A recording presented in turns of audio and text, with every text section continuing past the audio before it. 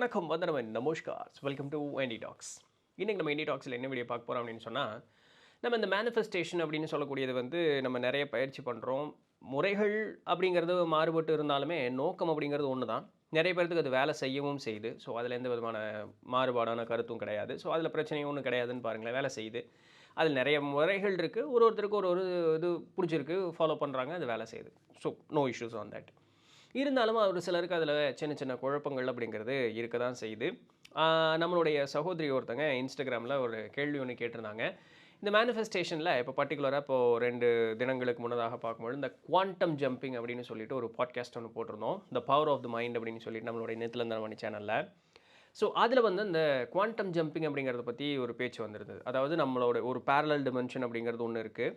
நம்மளை போலவே இப்போ நித்திலன் இங்கே இருக்கேன்னா அங்கேயும் இதே நித்திலன் அந்த இடத்துல இருப்பான். ஸோ இங்கே இருக்கிற இந்த நித்திலன் அந்த நித்திலன் கூட போய் பேசி இங்கே இருக்கக்கூடிய ஏதாவது ஒரு பிரச்சனையை அங்கே இருக்கக்கூடிய நித்திலன் சால்வ் பண்ணியிருப்பான். அது எப்படி என்ன ஏதுன்னு தெரிஞ்சுக்கிட்டு இங்கே நம்மளுடைய வாழ்க்கையில் அதை ஈஸியாக தீர்த்து கொள்ள முடியும் அப்படிங்கிறது தான் அதுக்குண்டான ஒரு சின்ன தீம்னு பார்த்துங்களேன். குவாண்டம் ஜம்பிங் அப்படிங்கிறதுனுடைய ஒரு சுருக்கமான ஒரு தீம் இதுதான். சரி, அப்போ அவங்களுடைய கேள்வி என்னவா இருந்தது, அந்த சகோதரியினுடைய கேள்வி என்னவா இருந்ததுன்னா, நானே தான் அங்கே இருக்கேன் அப்படின்னு சொல்லும் பொழுது, அப்போ இது போல் பல டிமென்ஷன்ஸ் இருக்கலாம் இல்லையா? என்னுடைய பல எண்ணங்கள் பலவேறான உருவங்கள் அப்படிங்கிறது எடுத்துருந்துருக்கலாம் இல்லையா? ஸோ இத்தனை உருவங்கள் அப்படின்னு போகும்பொழுது அப்போ நான் முக்தி பேர் அப்படிங்கிறது முழுமையாக எப்போ அடையுமே? இது எல்லாம் ஒன்று சேர்ந்ததுக்கப்புறம் தான் முக்தி பேர் அப்படிங்கிறது அடைவேனா அப்படிங்கிற மாதிரி அவர்களுடைய ஒரு கேள்வி அப்படிங்கிறது இருந்ததுன்னு பாருங்களேன். ஸோ இது எல்லாத்துக்கும் உண்டான ஒரு பதிலாக இன்றைக்கி உண்டான வீடியோ அப்படிங்கிறத பார்க்கலாம். யோக வாசிஷ்டமில் ஒரு ஒரு புத்த துறவி, சரிங்களா, அவருடைய ஒரு கதை ஒன்று வரும். நம்ம பார்த்துட்டோம், அந்த அந்த இதெல்லாமே நம்ம பார்த்து கடந்து வந்தாச்சு. அந்த புத்த துறவி என்ன பண்ணுவார் அப்படின்னு சொன்னால், ஒரு சமாதி நிலைக்கு போயிடுவார். சமாதி நிலைக்கு போயிட்டு திடீர்னு அப்புறம் எந்திரிச்சுக்குவார். எந்திரிச்சிட்டு சும்மா போர் அடிக்குது அப்படின்ட்டு என்ன பண்ணுவாராம், இப்படி ஒரு பாறை மேலே அப்படியே படுத்துக்கிட்டு அப்படியே யோசித்து பார்ப்பாராம். இதான் நம்ம வேறு வேறு பிறப்புகள் அப்படிங்கிறது எடுத்தால் எப்படி இருக்கும் அப்படின்னு சொல்லி அப்படியே யோசித்து பார்ப்பாராம். அப்போ அவர் ஒரு ஒரு வண்டா இருந்து ஒரு மானா போய் திருப்பி வண்டா திருப்பி அப்படியே உருவங்கள் மாறி ஒரு வேடனா அப்படியே மாறி மாறி மாறி மாறி மாறி கடைசியில் ருத்ர வடிவம் எடுத்து நிற்பார். அப்புறம் அந்த கற்பனை அவருக்கு போர் அடிச்சிடும். போதும் நான் போர் அடிக்குதான் அப்படின்ட்டு திருப்பியும் சமாதி நிலைக்கு போயிடுவார். அப்போ திருப்பியும் சமாதி நிலையிலேருந்து எந்திரிச்சோன்னே திருப்பி அதே மாதிரி பாறையில் போய் உட்காந்து அப்படியே கற்பனை பண்ணுவார். அதே போல் வண்டாயி செடியாகி அப்படி மானாயி அப்படி திருப்ப அந்த கனவு அப்படியே நீட்டிச்சு ஒரு ருத்ர வடிவம் நிற்பார். திருப்பியும் போர் அடிக்கும், திரும்பி சமாதிக்கு போயிடும். இப்படியே தொடர்ந்து பண்ணி ஒரு 100 தடவை அது பண்ணியிருப்பார். அந்த 100 தடவைக்கு பிறகு இந்த பழக்கம் அவருக்கு போர் அடிச்சு போயிடும். இதுக்கு மேலே இந்த உலக வாழ்வும் வேண்டாம் அப்படின்னு சொல்லி முக்தி பேர் போய் அடைஞ்சிருவார். சரிங்களா? இப்போது இவர் கற்பனையில் உண்டானாங்கள அந்த 100 ருத்ரர்கள், அது வெறும் கற்பனையாக தான் இருந்தாங்களா அப்படின்னு கேட்டால் இல்லை. 100 பேரும் நிஜமாலுமே உருவாயிருப்பாங்க. இவருடைய எண்ணம் அப்படின்னு சொன்னது நிஜமாலுமே அவர் எப்படி இந்த இந்த பிறப்பில் வண்டா இருந்தேன், இந்த பிறப்பில் செடியாக இருந்தேன், இந்த பிறப்பில் மானாக இருந்தேன், இந்த பிறப்பில் வேடனாக இருந்தேன், அப்புறம் ஒரு ஒரு நிலை மாறி இந்த பிறப்பில் கடைசியாக ருத்ரனாக இருந்தேன், அப்படி கற்பனையின்பால் அப்படியே அதை கொண்டு போனாரோ அது உண்மையாலுமே உருவாயிருக்கும். அப்போது 100 ருத்ரர்கள் அந்த இடத்துல உருவாயிருப்பாங்க. இவர் முக்தி பேருக்கு போயிருப்பார். ஆனால் இந்த 100 ருத்ரர்கள் அங்கே இருப்பாங்க. ருத்ரன் அப்படின்னு சொல்லக்கூடியது உயர்நிலை பிறப்பு தான். அப்படின்னாலுமே அது இறை அப்படின்னு சொல்லக்கூடிய அந்த ஒரு தெய்வம்னு இன்றைக்கி நம்ம வழிபடக்கூடிய ஒரு இடம்ல இருக்கோம். அந்த மாதிரி ஒரு பிறப்பு தான்னாலுமே அது முழுமை அடையலை. இன்னும் இறைநிலை அப்படின்னு சொல்லக்கூடிய அந்த முக்தி பேர் அடையலை. ஆனால் ஒரு மனிதனை காட்டிலும் ஒரு உயர்ந்த பிறப்பு அப்படி தான். சரிங்களா? அந்த வகையில் பார்க்கும் பொழுது இந்த புத்த துறவி முக்தி அடைஞ்சிருப்பாரா? இவருடைய எண்ணத்தில் உருவானது தானே அது எல்லாமே. இவரைபடியே பார்க்கக்கூடிய ஒரு உருவத்தையும் பார்ப்பார். அப்புறம் அதிலிருந்து மாறுபட்டு தான் ருத்ர வடிவம் அப்படிங்கிறது இருப்பார். இப்போ இவரைவே பார்த்த மாதிரி ஒரு பிறப்பு அப்படிங்கிறது ஒன்று இருக்கும்ல. அப்போ இவருடைய ஆன்மா அந்த இடத்துக்கு போயிருக்குமா? அப்போ இவர் எப்படி முக்தி பேர் போனார்? அப்போ இந்த 100 உருவங்களும் இவராக தானே இருக்கணும். அப்போ இதெல்லாம் ஒன்று சேர்ந்ததுக்கப்புறம் தான் அவருக்கு முழுமையாக முக்தி கிடைக்குமா அப்படின்னு கேட்டால் அப்படியெல்லாம் இல்லைங்க. நம்மளுடைய எண்ணம் எல்லா எண்ணங்களும் இப்படி உருவெடுக்குமான்னா அப்படியெல்லாம் எடுக்காது. இப்போ சராசரி நம்மளை எடுத்துக்கோமே, நம்மளுடைய எல்லா எண்ணங்களும் உருவெடுக்குமான்னா உருவெடுக்காது. ஆழமாக ஆத்மார்த்தமாக உணர்வோடு கூடி எடுக்கக்கூடிய எந்த ஒரு ஒரு எண்ணங்களுக்கு மட்டும்தான் உருவம் அப்படிங்கிறது எடுக்க ஆரம்பிக்கும். மேனிஃபெஸ்டேஷனுடைய பேசிக்கே இது தான். நீங்கள் ஒரு 10 கோடி ரூபா வேணும்னு நினைக்கிறீங்கன்னா அந்த 10 கோடி ரூபா உங்கள்கிட்ட கிடைச்சதாகவே நீங்கள் அந்த முழுமையான அந்த ஒரு உணர்வோடு கூடி அந்த எண்ணத்தை வளர்த்தணும். அந்த 10 கோடியை வச்சு நீங்கள் எப்படி மகிழ்ச்சியாக இருப்பீங்க அப்படிங்கிற அந்த ஒரு மகிழ்ச்சியை அப்படியே நீங்கள் உருவகப்படுத்தணும். அது எப்படி? உணர்வோடு கூடி உருவகப்படுத்தணும். அப்போ அந்த அளவுக்கு ஆழமாக நீங்கள் அந்த ஒரு நினப்பில் இருந்துட்டு நீங்கள் தியானத்திற்கு போகணும். தியானத்தில் போயிட்டு எதையும் யோசிக்கக்கூடாது. இந்த ஆழமான இந்த உணர்வுகளோடு கூடிய அந்த எண்ணத்தை வளர்த்திட்டு பிறகு நீங்கள் தியானத்திற்கு போகணும். இது போகும்பொழுது மட்டும்தான் அது உரு அப்படிங்கிறது ஆகும். அவருக்கு எப்படி உடனே நடந்தது அந்த புத்த துறவிக்கு? அவர் ஒரு ஞானி. அவரோட எண்ணத்தில் தெளிவு அப்படிங்கிறது இருந்ததுனால டக்குன்னு ஒரே தடவையில் அது நடந்துருச்சு. நமக்கு இன்னும் அந்த ஒரு பக்குவம் அப்படிங்கிறது ஏற்படலை. சரி, இப்போ அவரோட இடத்துக்கே வருமே. அப்போ இந்த 100 எண்ணங்கள் உருவாச்சு இல்லையா? அப்போ 100 ருத்ரர்கள் நிஜமாலுமே இருந்தாங்கன்னு சொன்னால் அந்த 100 ருத்ரர்களாக மாறினது ஒரே ஆன்மா தானே அப்படி மாறி மாறி மாறி மாறி போயிருக்கும். அந்த ஆன்மா எங்கே இருந்தது? இவருடைய ஆன்மாவும் இல்லைன்னு சொல்லிட்டீங்க. இவர் முக்தி பேர் போயிட்டார். அப்போ அது என்ன? அது தனித்தனி ஆன்மா. இவருடைய கற்பனையினால் தோன்றியது தான் அந்த ஒரு காட்சி அப்படின்னு சொன்னாலுமே, அந்த பிறப்பு இறப்பினுடைய அந்த விகித மாற்றம் அப்படிங்கிறது இவருடைய கற்பனையில் தான் தோன்றுச்சு அப்படின்னு சொன்னாலுமே, அது வேற ஒரு தனி ஆன்மா. சரிங்களா? அந்த தனி ஆன்மாவினுடைய கற்பனை காட்சிகளாக இப்போ இவர் ஒரு ஒரு ஒரு சின்ன ஒரு ஒரு ஒரு ஸ்டார்ட்டிங் பாயிண்ட் தான் அவர் போட்டார். இந்த ஒரு ஸ்டார்ட்டிங் பாயிண்ட் ஒரு வண்டா அவர் வந்து வராரு அப்படின்னு சொன்னால், அந்த வண்டுன்னு உருவம் அவர் எடுத்துக்கிட்டார் பார்த்தீங்களா? அந்த உருவத்திற்கு ஏற்றார் போல ஒரு ஆன்மா அந்த இடத்துல வந்து புகுந்திருக்கும். அதற்கப்புறம் என்ன நடக்கும் அப்படிங்கிறது வந்து இவருக்கு தெரியும். இப்போ நம்மகிட்ட கேட்டால் தெரியுமா? இந்த பிறப்பு முடிச்சுட்டு அடுத்த பிறப்பு நம்ம என்னவா போவோம்னு அப்படின்னு நமக்கு தெரியுமா? தெரியாது. ஏன்? இந்த கர்ம காரியத்திற்கு இதுதான் கிடைக்கும், இந்த கர்ம காரியத்திற்கு இதுதான் கிடைக்கும்னு நமக்கு இன்னும் தெளிவு வரல. ஆனால் அவருக்கு இருந்தது. அந்த ஒரு காரண காரியத்தினால அவர் இதுக்கப்புறம் இதுதான்ப்பா நடந்தது, இதுக்கப்புறம் இதுதான்ப்பா நடந்ததுன்னு அவர் அப்படியே ஸ்ட்ரக்சர்டாக போனார். அப்படின்னு போகும்பொழுது அங்கே நடந்ததாக இவர் கண்ட காட்சிகள் இருக்குல்ல, அது நடக்கிறத இவர் பார்த்தாருன்னு சொன்னாலும் உண்மைதான், இவர் நினச்சது தான் அங்கே நடந்ததுன்னு சொன்னாலும் உண்மைதான். ரெண்டுமே உண்மைதான். பிகாஸ் இந்த ஞானின்னு சொல்லக்கூடியவர் தெளிந்த ஒரு மனோநிலையில் இருந்த ஒரு காரணத்தினால, சமமான ஒரு மனோநிலையில் இருந்த ஒரு காரணத்தினால நடந்ததை இவர் கண்டார் அப்படின்னு சொன்னாலும் உண்மைதான். இவர் கண்ட காட்சியே அங்கே நடந்ததுன்னு சொன்னாலும் உண்மைதான்.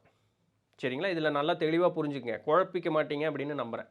நமக்கு தெளிவு இல்லாததுனால அந்த நிலை இன்னும் நமக்கு வாய்க்கலை. ஒரு காலத்தில் வாய்க்கும், இப்போ வரைக்கும் வாய்க்கலை. அவர்களுக்கு வாய்த்ததற்கு காரணம் மனம் தெளிந்த ஒரு நிலையில் இருந்த ஒரு காரணத்தினால. சரிங்களா? இவர் கண்டார் நடந்ததுன்னு சொன்னாலும் உண்மைதான், நடந்ததை இவர் கண்டார்னு சொன்னாலும் உண்மைதான். ரெண்டையும் புரிஞ்சுக்குங்க. அப்போ இவர் வந்து அந்த ஒரு ருத்ர வடிவம் எடுத்து நின்றுட்டார், விட்டுட்டார். இப்போ இந்த ருத்ரர் என்ன ஆனாருங்கிறத பற்றி அங்கே பேச்சே இல்லை. ருத்ரனும் ஒரு கட்டத்தில் இவர் போல முக்தி பேர் அடைஞ்சி இருக்க ஒரு வாழ்க்கை இருக்கும். அப்போ அது தனியாக தானே பார்த்துக்கணும். அப்போது அங்கே நடந்த காட்சியை இவர் கண்டாருங்கிறது ஒரு இடத்துல தெளிவு பெறுதுன்னு பாருங்களேன். அப்போ இங்கே என்ன நடக்குதுன்னா, உணர்வோடு கூடி ஒரு எண்ணம் அந்த இடத்துல செயலாக மாறும் பொழுது அதற்கு ஏற்றார் போல அந்த உருவகத்திற்கு ஏற்றார் போல ஒரு ஆன்மா அந்த இடத்த வந்து ஆக்கிபை பண்ணிக்கிறதுக்கு வந்துடும். அப்போ நம்மை சுற்றி உணர்வுகளோடு கூடி நிறைய மனிதர்கள் நிறைய எண்ணங்களை பாய்ச்சி இருக்கலாமே. நம்மை சுற்றி நிறைய இது போல் இருக்கக்கூடிய அந்த பரிமாணங்கள் அப்படிங்கிறது இங்கே இருக்கான்னு கேட்டால் உண்டு அப்படிங்கிறது தான் இதில் முக்கியமே. நம்ம முன்னாடி லீலாவதி அப்படின்னு சொல்லக்கூடிய ஒரு கதையை பார்த்துருப்போம் யோக வாசிஷ்டமில். அப்போ அங்கே என்ன நடந்தது? 2 லீலாவதி, அந்த கதை முடியும் போது 2 லீலாவதி வந்துடுவாங்க. எப்படி? இது முதல் இருந்த லீலாவதியினுடைய ஒரு கற்பனை காட்சி இருக்குது பார்த்தீங்களா? அந்த கற்பனை காட்சி தான் இதர காட்சிகளை கண்டுகிட்டு இருக்கும். தன்னுடைய கணவனுடைய இந்த கணவன் இன்னொரு இடத்துல ஆட்சி புரிஞ்சுக்கிட்டு இருப்பான். அது எப்படி? இந்த அரசனுடைய எண்ணம் இங்கே இன்னும் முடிவு பெறல, டக்குன்னு இறந்துட்டாரு. ஆனால் அந்த எண்ணம் இன்னும் அரசாட்சி செய்வதாக நினச்சது இன்னொரு இடத்துல, அந்த இடத்துல ஒரு காட்சி ரூபமாக இருந்திருக்கும். அப்போ சரஸ்வதி தேவி இந்த லீலாவதியை அந்த இடத்துக்கு கூட்டிகிட்டு போவாங்க. கூட்டிகிட்டு போய் எல்லாம் காட்டி முடித்து அந்த லீலாவதியும் சேர்ந்து இவங்க கூட வந்துடுவாங்க. இப்போ 2 லீலாவதி அந்த இடத்துல இருப்பாங்க. இதெல்லாம் எப்படிங்க நடந்தது? எப்படிங்க நம்புற மாதிரி இருக்குது? மனம் தெளியும் பொழுது இது எல்லாமே நமக்கும் நடக்கும். இந்த அனுபவங்கள் எல்லாத்தையும் நம்மாலும் உணர முடியும். இன்னும் அவ்வளோ தூரத்துக்கு நம்ம போக வேண்டாம், குழப்பிக்க வேண்டாம். அந்த நம்மளுடைய கற்பனை காட்சிகள் உணர்வோடு கூடும் பொழுது ஒரு நிகழ்வு நடக்குமான்னு கேட்டால் நடக்கும். எப்போ? உணர்வோடு கூடும் பொழுது மட்டும்தான் அது நடக்கும். சும்மா அப்படியே உட்காந்துட்டு இருக்கீங்க, யோசிச்சுங்க, அதெல்லாம் நடக்காது. சரிங்களா? அப்போது நம்மால் ஒரு பிறப்பு ஏற்பட்டதான்னா ஆமாம். இந்த இடத்துல நாம் பிரம்மாவாகிறோமான்னு கேட்டால் ஆமாம். இப்படி யாரோ ஒருத்தர் கண்ட கனவு தான் நாம். அதனால தான் பிரம்மா கண்ட கனவு தான் இங்கே நாம் வாழ்ந்துட்டு இருக்கக்கூடிய வாழ்க்கைன்னு அதே யோக வாசிஷ்டமில் வரும். சரிங்களா? சரி, இருக்கட்டும். இப்போ நம்மளுடைய பிறப்பினுடைய கட்டுப்பாடு நம்மகிட்ட இல்லையா? இருக்குது. அதெல்லாம் எந்த விதமான இதுவும் இல்லை. சரிங்களா? அவர் ஒரு துணுக்க போட்டார், அந்த துணுக்க பிடிச்சிக்கிட்டு நம்ம வாழ்ந்துட்டுருக்கோம். அந்த ஒரு நிலை அடையும் பொழுது நாமும் எங்காவது ஒரு துணுக்க போடணும்னு விருப்பப்பட்டீங்கன்னா போடுவீங்க. அப்புறம் உங்களை அந்த துணுக்க பிடிச்சிட்டு ஏதோ ஒரு உயிர் வந்து அப்படி வாழ்ந்துக்கிட்டே போயிட்டுருக்கும். இப்படி தான் இந்த உலகமும் இந்த பிரபஞ்சமும் விரிவடைந்து கொண்டே போய்கிட்டு இருக்கிறது அப்படிங்கிறத புரிஞ்சுக்குவோம். இப்போ இதெல்லாம் உங்களுக்கு புரிஞ்சுதுன்னா மேனிஃபெஸ்டேஷனும் உங்களுக்கு புரியும். அப்போ நான் வந்து ஒரு கற்பனை உண்டு பண்ணேன்னா என் உயிர் பிரிந்து அந்த இடத்துக்கு போகிறதில்ல, என் கற்பனைக்கு ஏற்றாற் போல ஒரு உருவம் அந்த இடத்துல உண்டாச்சு, அதற்கு ஏற்றாற் போல இன்னொரு உயிர் அந்த இடத்துக்கு வந்துடுச்சு. இப்போ இதைத்தான் நான் போய் குவாண்டம் ஜம்பிங்கில் பார்க்குறேனா அப்படின்னு கேட்டால், நமக்கு இன்னும் அந்த அளவுக்கெல்லாம் சக்தி கிடையாது. ஒரு உயிரையே உருவாக்கி ஒரு ஒரு மொத்த ஒரு வாழ்வியலே ஒரு உயிர் தங்குவதற்குண்டான அளவுக்கு நம்மளுக்கு இன்னும் கிடையாது. அப்போ நாம் செய்யக்கூடியது என்ன? ஒரு கற்பனை காட்சி மட்டுமே. அது உணர்வோடு கூடி அப்படியெல்லாம் நடக்கல. ரிலாக்ஸ்டாக இருக்கீங்க. உங்களை நீங்களே பார்க்குற மாதிரியும், உங்களுடைய பிரச்சனைக்கு நீங்களே சொல்யூஷன் கேட்டுக்கிற மாதிரியும் இது பண்ணுறீங்க. அதெல்லாம் அந்த பிரச்சனையும் உங்கள் மனசுக்குள்ளே இருக்குது, சொல்யூஷனும் உங்கள் மனசுக்குள்ளே இருக்குது. அதை நம்ம மனசுக்குள்ளேயே தேடுறதுக்கு கொஞ்சம் கடினமாக இருக்குது அப்படிங்கிறதுனால இது ஒரு கற்பனை காட்சியை உண்டு பண்ணிக்கிறோம், அவ்வளோதான். இந்த யோகா வாசிஷ்டமில் சொன்ன மாதிரி அது இன்னொரு பிறப்பு, இன்னொரு பரிமாணத்தில் ஒரு பிறப்பு உண்டு பண்ணுற அளவுக்கு நம்மளுடைய மனதிற்கு இன்னும் பலம் அப்படிங்கிறது இல்லை. அதனால் அப்படியெல்லாம் நினச்சி கவலைப்பட்டுக்க வேண்டாம்.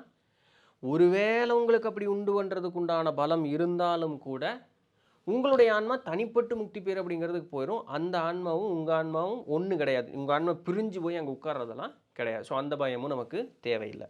அப்போ இந்த ஒரு தெளிவு நமக்கு இருந்துடுச்சு அப்படின்னு சொன்னாலே இன்னொரு பிறப்பெல்லாம் உண்டு பண்ண வேண்டாம் ஜாமி, எனக்கு ஒரு 10 கோடி ரூபா கிடைக்கட்டும், அந்த 10 கோடி ரூபா கிடைச்ச மாதிரி நான் அப்படியே மகிழ்ச்சியாக இருந்தேன் அப்படின்னு சொல்லும் பொழுது அந்த எண்ணம் நம்மளுடைய வாழ்வில் கண்டிப்பாக நடந்தே தீருமே. ஏன்? ஒரு பிறப்பே ஒரு எண்ணத்தினுடைய பலத்தினால் ஏற்படும் பொழுது பிறப்பை ஏற்படுத்தக்கூடிய எண்ணம் எனக்கெல்லாம் வேண்டாஞ்சாமே, என் வாழ்வில் இப்போ எனக்கு வேணுங்கிற சுகத்தை அனுபவிச்சேன்னா அந்த ரெஸ்ட்ரிக்ஷன் நீங்கள் போட்டுக்கிட்டு அந்த எண்ணத்தை நீங்கள் உண்டு பண்ணீங்கன்னா அது எப்படிங்க நடக்காமல் போகும்? நடக்கும். அவரவருடைய தெளிந்த மனோநிலையும் மனதனுடைய திடத்தை பொறுத்து நடக்கக்கூடிய காரியம் சீக்கிரமாக நடக்கிறதும் தள்ளி நடக்கிறது அப்படிங்கிறது அது அவரவருடைய திறத்தை பொறுத்ததே அன்றி மற்றபடி வேறு ஒன்றும் இல்லை. ஸோ மேனிஃபெஸ்டேஷன் அப்படிங்கிறது கண்டிப்பாக வேலை செய்யக்கூடியது தான். உங்களுடைய மனம் எந்த அளவுக்கு தெளிந்த நிலையில் இருக்குது, உறுதியான நிலையில் இருக்குங்கிறத பொறுத்து, சரிங்களா? இதனுடைய அதிகபட்சம் தாக்கம் தான் அப்படின்னு சொல்லக்கூடியது. இவ்வளோ தூரம் நம்ம இந்த யோகா வாசிஷ்டமில் பார்த்த அந்த கருத்துக்கள்லாம் இருக்குது பார்த்தீங்களா, அந்தளவுக்கு நம்மால் செல்ல முடியும், நாமும் ஒரு பிரம்மாவாக முடியும் அப்படிங்கிறதுக்கு உண்டான ஒரு இதுதான். பட் அவ்வளோ தூரத்துக்கு நம்ம போக வேண்டாம். ஏன் போய் நமக்கு தேவை 10 கோடி ரூபா, அதை மட்டும் கேட்டுட்டு போவோமே, நம்ம ஏன் போய் இன்னொரு உயிரெல்லாம் உண்டு பண்ணிக்கிட்டு, ரைட்? ஸோ அதனால் இது வேலை செய்து மனதை ஒருநிலைப்படுத்தி உணர்வோடு கூடி அந்த எண்ணத்தை வளர்த்தி அதை முழுமையாக ஆண்டு அனுபவித்தார் போலவே நம்ம நினைக்கும் பொழுது அது நடந்தே தீரும். இது இங்கே இன்னொரு இடத்துல நடக்குதா இல்லை என் வாழ்க்கையிலேயே அது நடக்குதா அப்படிங்கிற முடிவை நீங்கள் தான் எடுக்க போகிறீங்க, ரைட்? ஸோ இதுதான் இன்றைக்கு உண்டான வீடியோ. பிடிச்சிருந்துருக்கும். தெளிவாக நான் சொல்லியிருக்கேன், உங்களுக்கு புரிகிற மாதிரி சொல்லியிருக்கேனா அப்படிங்கிறதுல ஒரு டவுட் இருக்க தான் செய்யுது. ஸோ நீங்கள் என்ன நினைக்கிறீங்கன்னு கீழே கமெண்ட் பண்ணுங்கள். வேணும்னா அதுக்கு இன்னொரு தெளிவான வீடியோ வேணால் இன்னொரு தடவை போடுறதுனா போடலாம். தெரிஞ்சிருச்சுன்னா சந்தோஷம். ஸோ இதுதான் இன்றைக்கு உண்டான செய்தி. பிடிச்சிருந்திருக்கும், இன்ஃபர்மேட்டிவாக இருந்திருக்கும் அப்படின்னு நம்புகிறேன். நாளைக்கு வேறு ஏதாவது ஒரு சுவாரஸ்யமான செய்தியில் சந்திப்போம். அதுவரையும் தொடர்ந்து இணைந்திருங்கள். நான் உங்கள் இடத்துல இருந்த பண்ணி நன்றி.